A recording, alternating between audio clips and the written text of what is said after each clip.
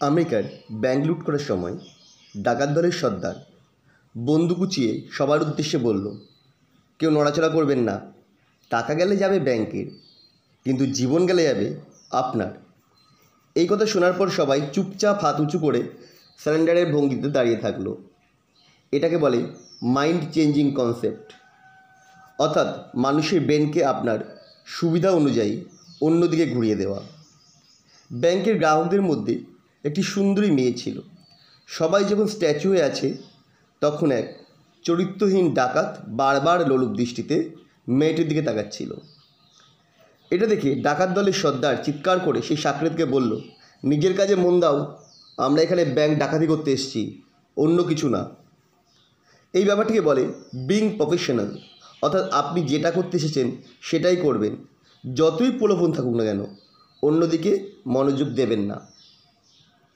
যখন ডাকাত দলে সব কিছু লুট করে নিয়ে তার আস্তানায় ফিরে গেল, তখন সর্দার, যে কিনা ক্লাস 5 অবধি পড়াশোনা করেছে, তাকে এক অল্প বয়স্ক ডাকাত যে MBA পাস করা প্রস্তাব দিল, বস চলেন টাকাগুলো গুনে ফেলি। সর্দার মুচকে এসে বলল, তার কোনো প্রয়োজনই নেই, কেননা একটু পরে টিভি চাললেই চ্যানেলগুলোই বলে দেবে আমরা কত টাকা ডাকাতি করেছি।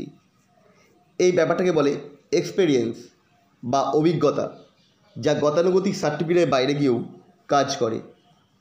ডাকাতরা চলে যাওয়ার সঙ্গে সঙ্গে ব্যাংকের এক কর্মচারী ছুটে এসে ম্যানেজারকে বলল, তাড়াতাড়ি চলুন, পুলিশকে ফোন করি। ওরা বেশি দূর যেতে পারেনি, এখনই খবর দিলে সব কটা ধরা পড়বে। ব্যাংক ম্যানেজার কর্মচারীকে থামিয়ে দিলেন, বললেন, আমাদের সুবিধার জন্যই ওই $5 মিলিয়ন নিয়ে ডাকাত দলকে পালিয়ে দেওয়া যেতে পারে। আমরা যে $10 মিলিয়ন গলমিট করেছি সেটাকে ওদের ডাকাতির নামে চালিয়ে দেওয়া যাবে।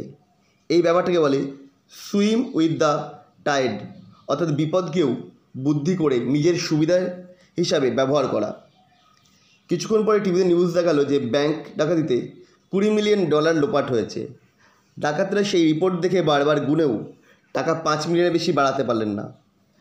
তখন ডাকাত দলের সর্দার মাথার চুল ছিঁড়ে বললেন, আমরা নিজের জীবনের ঝুঁকি নিয়ে এত কষ্ট করে $5 মিলিয়ন পেলাম, আর ম্যানেজার শুধু কলমের খোলাতেই এক খোঁচাতে $15 মিলিয়ন সরিয়ে ফেললেন।